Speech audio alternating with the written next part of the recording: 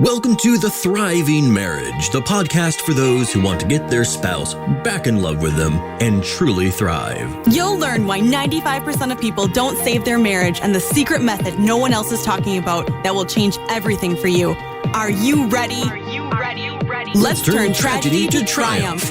Here are your hosts, international marriage experts, Mark Johnston and Heather Choate.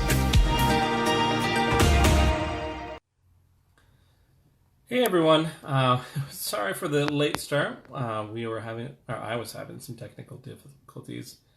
I think as some of you might have seen, I know there's some comments noticing that Heather is not joining us for our podcast this week.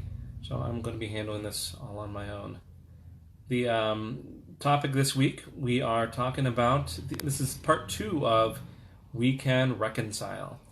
So today we're going to be, I'm betting here that some of you are wondering, okay, what do I actually need to get my spouse back? How do I actually help them to work with me? What do we need to reconcile? So I'm going to be sharing with you just a few of the conditions that are needed in order to make this happen.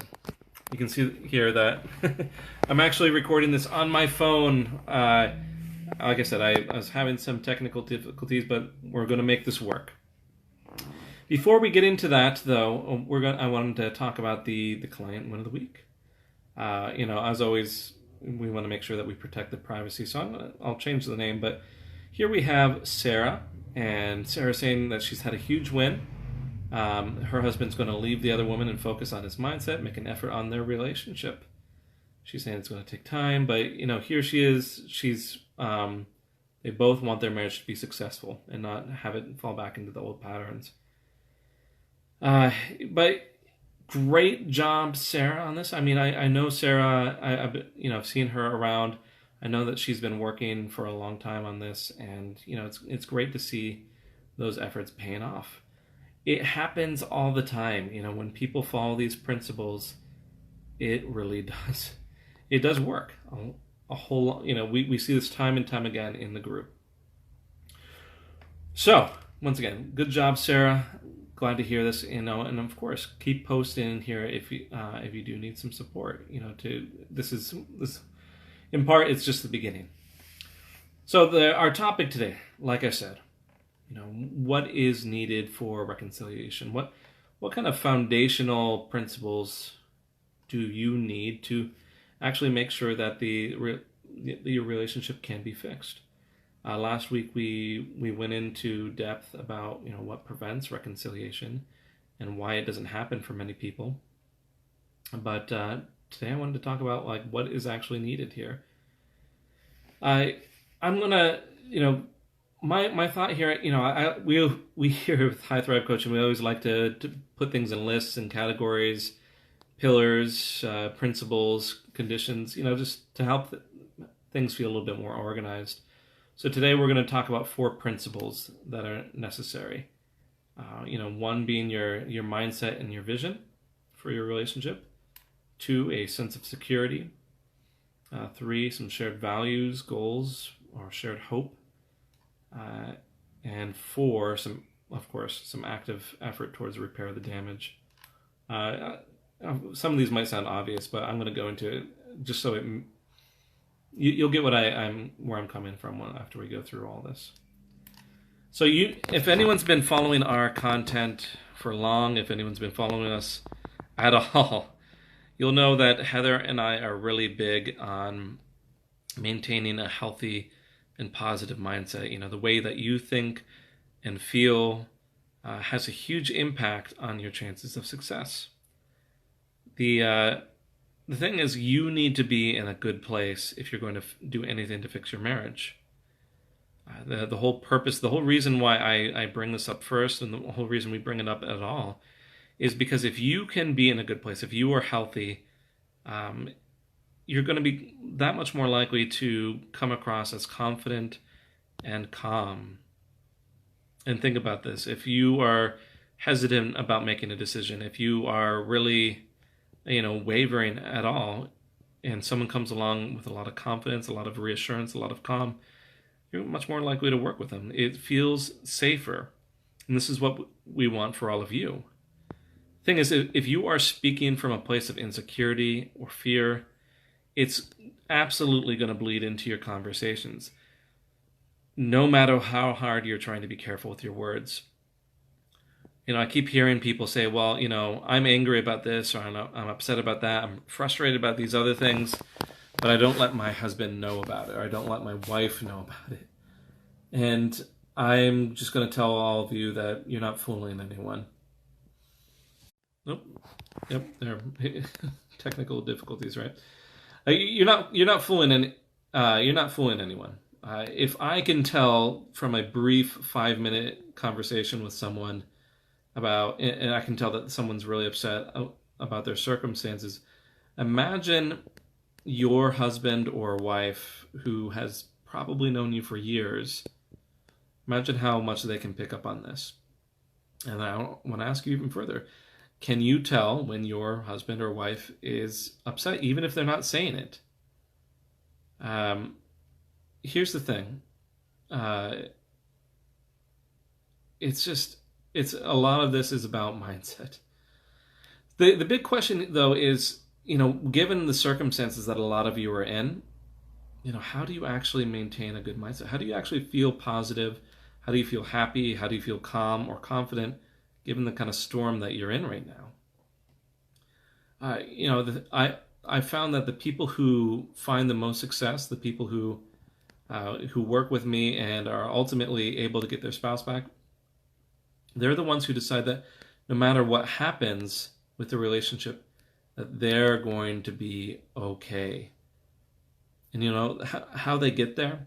They get there with practice, a lot of work, eliminating all the negative thoughts that they have, and really reinforcing those positive ones. I can see here, April, I can see your comment a bit that, that he's really looking to you for some help now. And this is going to be an opportunity for you to be this calm, confident person in all of this.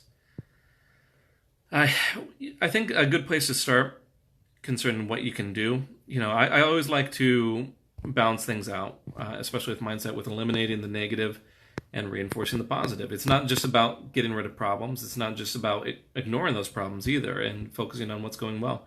You need both. So eliminating the negative. I spend a lot of time working with clients where we really uncover some limiting beliefs, some subconscious patterns that are preventing you from having what you want. I remember taking a course recently, and my wife and I were discussing some of this content, and we're talking about this principle that each of us have some limiting beliefs. We have some things that we're especially sensitive to, some things that we say about ourselves that really just trigger us a whole lot.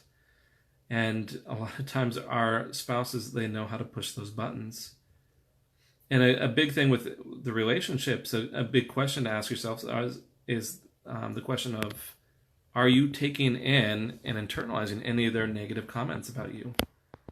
If they are saying, okay, you're being uncaring or unkind, if you are being controlling or selfish, are you taking any of that personally? Or are you just genuinely curious about what's going on with them and how maybe you can help those? Not sure what's going on. The video keeps pausing here. So, I'm sorry, I lost my train of thought there with the technical issues. Like I said, there oftentimes some of the negativity that might be coming from your spouse, it becomes really personal, and people start really taking that in. And you need to be aware of those things that are triggering you. Otherwise, it's just, you can't do anything about it. And you need to take some time to identify those, to heal those items. I'd love to get really deep into this, but how to do that, there's so many exercises that are out there. I encourage you, if you yourself are having a hard time maintaining your mindset, or really staying positive or really healing from some of these things, certainly we have a lot of services for that. But if you're not going to work with us, I do encourage you to get out there and work on this thing. Beyond that, like I said, the other piece here, besides just eliminating those triggers, the healing from some of that pain that might be going on, you need to really reinforce those positive points and identify what it is that you actually want. Imagine someone coming to you and saying, you know what, I know you're not really wanting to go in this direction. I know you don't. Well, let's take this to a business point of view.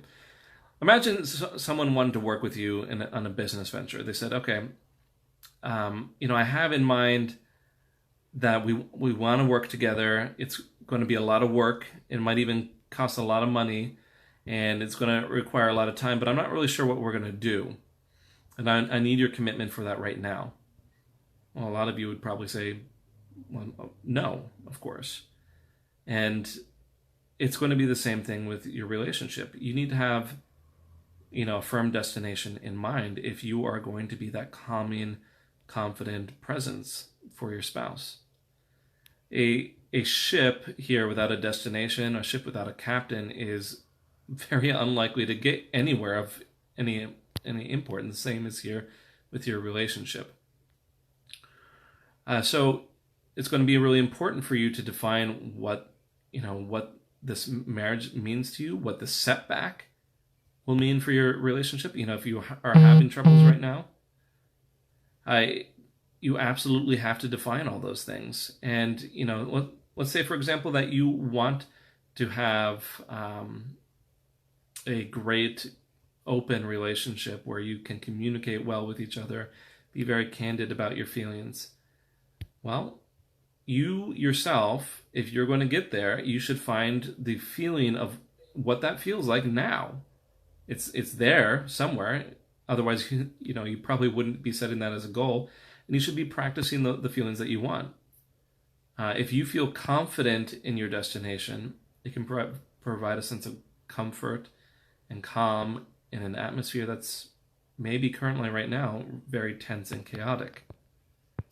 So, first thing here, that your mindset and your vision for the relationship is needed for reconciliation. I've not seen a single case that really worked out well without people working heavily on that principle. The second one, your partner needs a sense of security. Now, I started off with mindset because that's an area that you have a lot of control in. But if your partner is going to, even start considering working with you, they need to feel as though it is a safe prospect for them. I imagine many of your spouses out there have their walls up, their defenses up, and it becomes very difficult then, to show some of that calm demeanor, that comfort, that confidence, if the moment that you open your mouth, they're getting ready to defend their situation, defend their opinion. The big principles here for lowering defenses, it's the same sort of principles. If you're trying to de-escalate, a really highly tense, a situation where there's a lot of anger being tossed around. It's the same principles that hostage negotiators use to get cooperation. It's the same principles that people use to talk the individuals who are suicidal, maybe talking them off that ledge. It is a lot of understanding, a lot of empathy, and helping them to feel like you are on their side. It's, when the topic of divorce comes up, I imagine the initial reaction that you may have is, okay, there's an immediate sense of urgency, pain, an immediate sense of, okay, it's just of everything crumbling around you, and the natural reaction that many people have to these feelings is to turn inward, to focus on themselves and what they need, to defend what they need. And this natural reaction works against you. Your partner is going through the same thing. They are reacting just as much to the prospect of divorce or to separation or to anything along those lines. And they are focusing in on what they are looking for, what they need. And if you really try to fight against them, they're just, those defenses are going to go up higher. They're going to, and you're going to push them further away. This is why sometimes you might hear me saying that, really pushing on the relationship, especially early on, doesn't do you any good. It's because people are, the person pulling away from the relationship is on the defense, and they need to feel that sense of security before they can come out of their shell and work with you on any level. So if you can help them to feel like you are on their side by speaking to their values. I have a young child knocking on the door. I don't know if I'm not going to be able to pause this. Anyway. I'm sorry. I don't know how to pause this, everyone. I'm technically dumb on this. Mom is going to be right back. Sorry about that, everyone. I am going to take a journey here. One second, everyone. This is the joys of, working at home. Normally my wife is here, but she stepped out of the house just momentarily to pick up our kids from school. She's picking up Em and Lucy. She'll be right back. I'm in a meeting right now. Hi, everyone. Thanks, Stephanie. Like I said, this is what happens sometimes. Real life gets in the way of these sort of live events. You may have heard Heather's kids on occasion as well. And I'm very open, about this. This is life. So, we were talking about a sense of security. In a sense of, helping your partner to feel that calm and confidence as you were trying to work on the marriage. We'll try to work through this with the noise.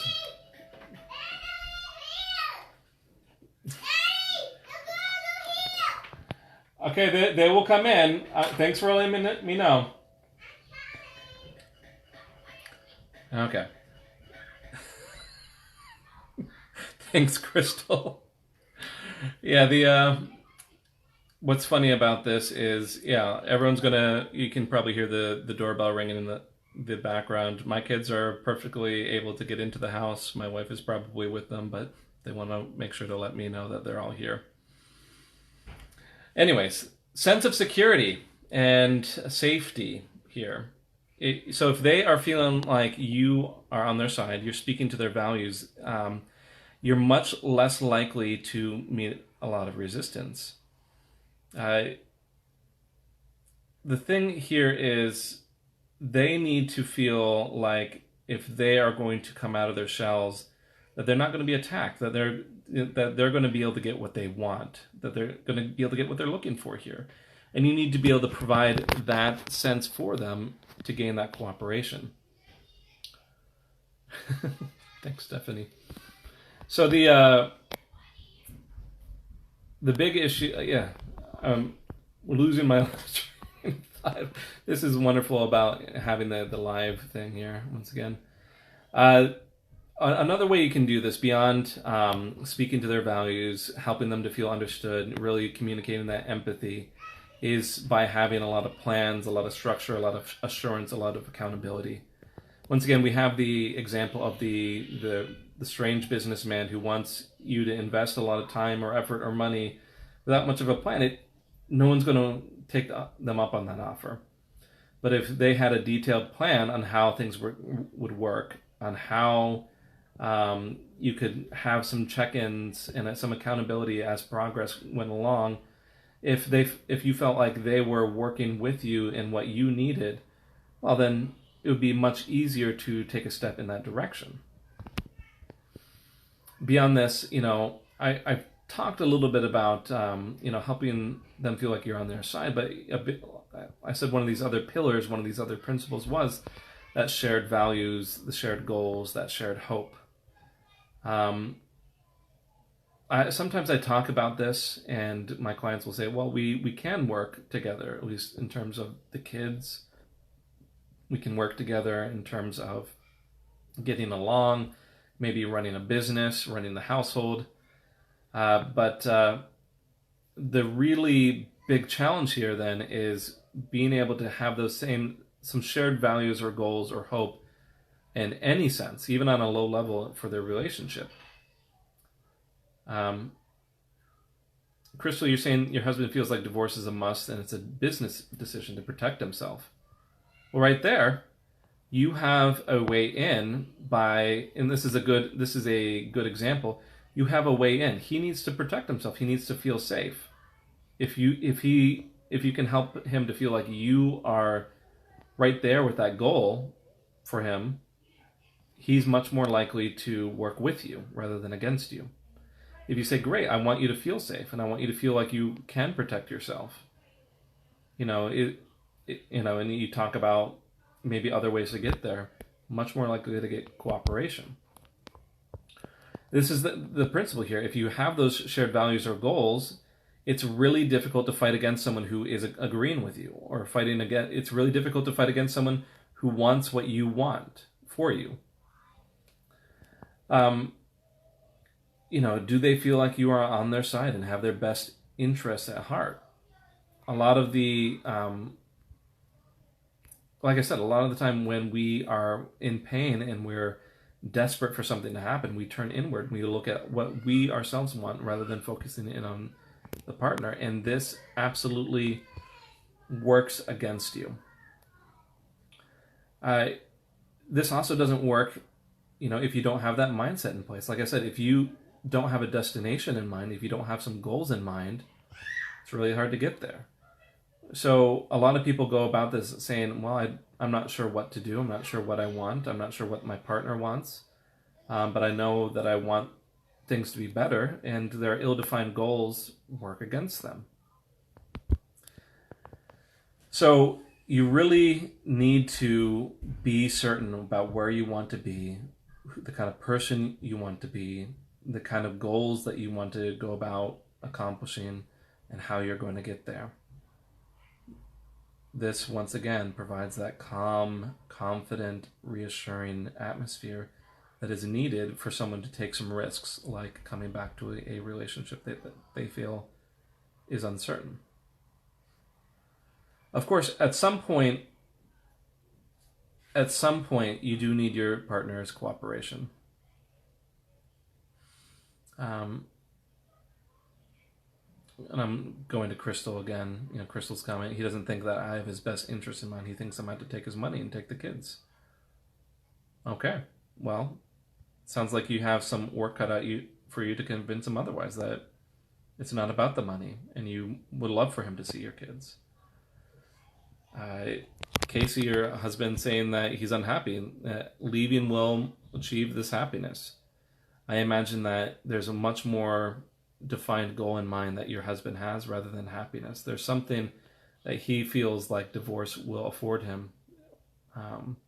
Happiness is just such a broad goal that I think it's a bit ill-defined. I think both of you need to, work towards identifying where you do have some shared goals and values. Like I said, though, at some point, if you're going to be able to reconcile, you do need the cooperation from your spouse. And there does need to be some active effort towards the repair of damage. A lot of these other principles help get you to that point, help bring your spouse to the table. They can help you to have the conversations about structure. And it can help your spouse feel safe enough to consider cooperating with you. But at some point, you have to have the cooperation from your partner. I know a lot of what we say, it talks about fixing the marriage on your own, but you do need an event. It's more like setting things up so that at some point you can work things out with your spouse. The thing here is, though, many of the points that I've discussed today need to be extended to your partner first. You need to have that active effort to repair some of the damage here. And once they feel that you are a calming person, that you are providing security, that you're working with them, and that they will be they're going to be much more likely to cooperate with you. When they feel that you're trying to understand them, when you are making some efforts, and when you, are really healthy, it makes you a much more attractive person to actually want to be around, and someone that they would really, maybe even put in some effort themselves to fixing things. A big piece of this, once you maybe gain some cooperation, is to start start making everyone aware of the impact of the damage that has been done. When I will quite frequently work with an individual to get their partner to a point where they want to reconcile, or they are considering reconciling. And after that, there is that necessity to, have some awareness of what's going on. At this point, this is where the real work begins, when you have a little bit of cooperation. And the goal then becomes to have both parties gain that understanding of the impact of their thoughts and their beliefs, their feelings and actions. I frequently get a lot of people who are highly motivated to make some changes in their life, to look inward and to, to really make some big, large-scale adjustments to the way that they're thinking, the way that they're acting, the way that they're feeling.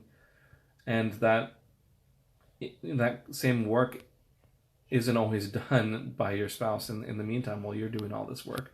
And to bring them back up to speed is, up to speed with where you're at, it's going to take a little bit of time. But if you can both approach this with some mutual respect and understanding, a lot of openness, a lot of candid conversations, it becomes so much easier then to reconcile, to come to the point that you both feel heard, that you feel like you can come out of this on the other end. Just looking through some of the comments here as I'm finishing up just these principles. I'm seeing from Kristen that the happier that she's becoming, the more depressed her husband becomes. It's probably because you're missing some information there. That means something to him, and it really, it's hitting him hard for some reason. It is very likely that there needs to be some deeper conversations about what your success means to him. Continuing to look through comments here. Sky, you're saying, hey, a lot of the principles we were talking about today has worked. Great. Thanks for that, Sky. I know I've seen a lot of your posts saying that things have been really working out. Anyways, that's what, this of course is just a really basic inventory. We didn't go super deep on a lot of these principles. It's certainly not comprehensive, but these are all things these are all necessary steps to have reconciliation happen in your marriage. If you're needing extra support, this is not a topic that you cover in, like a 40-minute podcast. This is the kind of thing that you really dive in deep. You are going to want to research, that you're going to want some outside perspectives to gain a lot of insight into maybe how you are approaching things, and maybe making some adjustments there. Maybe help an outside perspective on maybe how you can talk with your husband or your wife a little bit differently to encourage some cooperation, or maybe just some feedback on your own mindset and maybe how that's sabotaging your efforts. This is the thing. I would love to get so much deeper in these principles on these podcasts, but it's just not the platform for this. Of course, if you do need more support, you can see a lot of the people commenting on here seem to be getting a lot of help from our program. So if you are needing more support, please reach out to us. You can always go to our website. It's just www.highthrivecoaching.com. If you're looking to really get that one-on-one attention, you can just the same website, just highthrivecoaching.com/apply. And you can get on a call with one of our, someone from our team, just to see if this is a good fit for you, if any of our programs would work for your situation. So, with that said, we're going to move on to our marriage mythbuster. So the myth this week, I've been, the last few weeks I've been going into more common myths, things that people step into the relationship thinking and ultimately cause problems. This week, I want to cover the myth that, your true love will automatically know what to say and do to make you happy. There's a lot of variations on this, but some of you might be rolling your eyes a bit and saying, well, of course that's not true.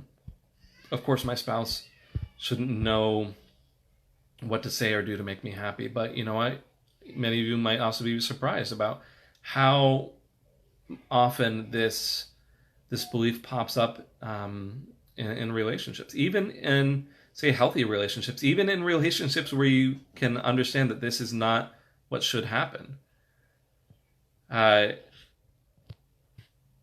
Thanks, Crystal. Crystal is just, expressing some gratitude for the program here.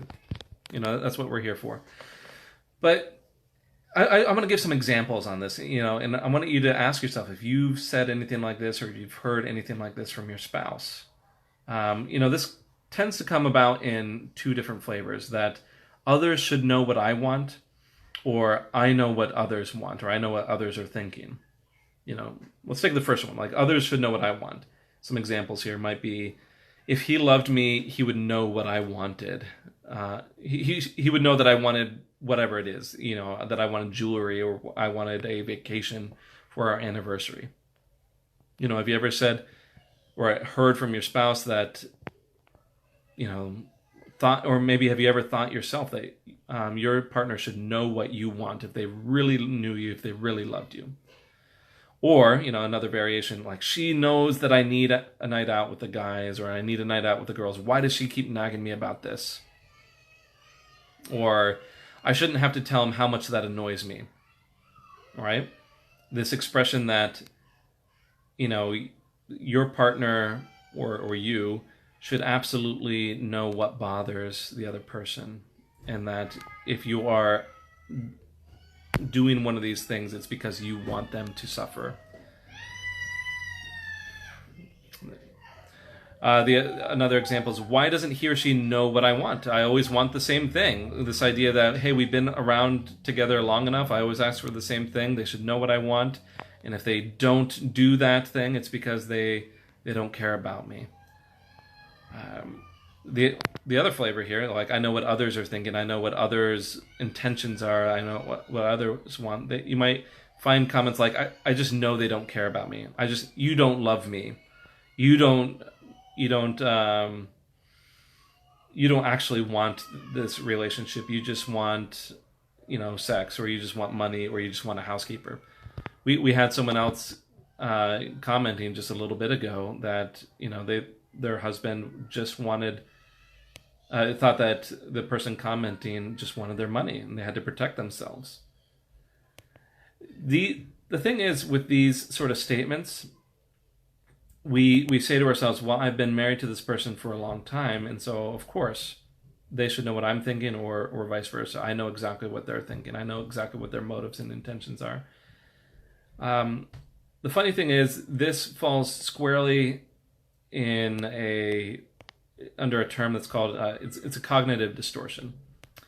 So in psychology, there's a list of errors in thinking, things that are bound to cause trouble in a person's life if they continue to hold these thoughts or feelings. And, if you look up a list of like cognitive distortions, there's usually anywhere from a list of about 10 to 20 of the most common, but I can't think of a single list that I've seen that does not include the cognitive distortion of mind reading, which is exactly what this is. The idea that someone should know what we want, or that we know the intentions, thoughts, or feelings of someone else. The truth is that even long-term couples, very healthy couples, still are not able to read each other's minds. And this assumption in and of itself is what actually causes the trouble, when the reality is some simple communication or positive communication would solve a lot of these concerns. I have people coming in all the time saying, my wife should know, or my husband should know that, that I need regular sex, or that I need some regular time to talk. And instead of actually asking them, or instead of actually stating that that's what they want or need, they get more and more frustrated because what they need is not given. Troy, you're saying, yes, she said, I'm just your maid, childcare provider, another. And here's the thing. So Troy's wife is doing this exact thing. Assuming Troy's intentions. The thing is, like I said, studies have shown, though, that really, especially in stable relationships, if someone is using positive attention or positive communication, the studies are showing that, let's see, I have the numbers here, that husbands respond positively to that positive attention or communication 81% of the time with what's needed. Wives beat out the husbands just by small factors, 86% instead of 81%. But, for the most part, most husbands and wives want to make the other person happy. And, if they're not, it's usually because they themselves are, dealing with some amount of stress themselves. So the important factor here it's not how much someone loves the other person or how long they've been together, and the idea that there should be a basic level of understanding. The important factor then is positive communication. I can't tell you how many times that I messed this up myself until I learned this lesson. I learned that if I really want something, that it's so much easier to ask and get the cooperation from my wife Jen, because I know that she cares about me and she wants me to be happy, instead of assuming that she knows what I'm looking for and then subsequently be disappointed by this. Crystal, you're bringing up a good point, a counterpoint to this, saying that when you would come to your husband about needs, he felt like you were nagging him. And this can be, it steps a little bit into that other side of this, where he feels like he knows what your intentions are, that you're trying to bother him, or that you're unhappy with some of his efforts. And sometimes, even, us expressing this need can cause that. But if you are going about it in the right way and you are giving them a lot of that positive attention, you're making the requests in such a way that it's very clear that that you're not attacking them, it can quite often get around these sort of problems. This is a topic for a whole other discussion, though. Like, how can you actually ask for your needs? Which, I just want to check in here. I know a lot of you are listening. How many of you would be interested in a podcast on how to ask for your needs appropriately? How to ask for it in a healthy manner that is less likely to be met with criticism or defensiveness. If you would like to hear about that, let us know in the comments, and I'll take a look at this another time. So I can't promise it for next week, because next week it's already planned out. So next week we are going to be talking about signs that your spouse's story is changing and that they may be coming back soon. So if you are, stay tuned for that. If you are on that kind of brink where you feel like things are going pretty well and you're looking for some reassurance that you are doing well, I want to talk to you about all the signs that things could be rounding the corner shortly.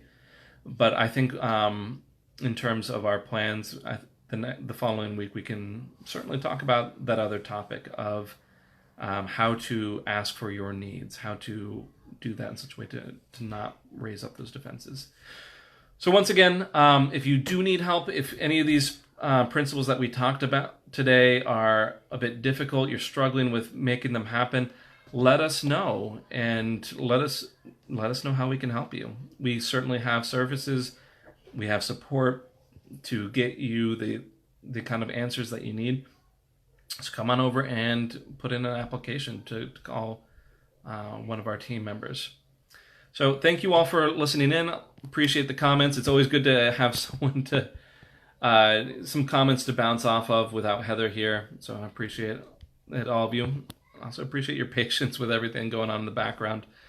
Have a good week, and we will be back next week with our podcast on all those signs. All right. See you, everyone. Thanks for listening to The Thriving Marriage, your A to Z blueprint for not just surviving marriage, but thriving. Until next time, my friends, thrive on.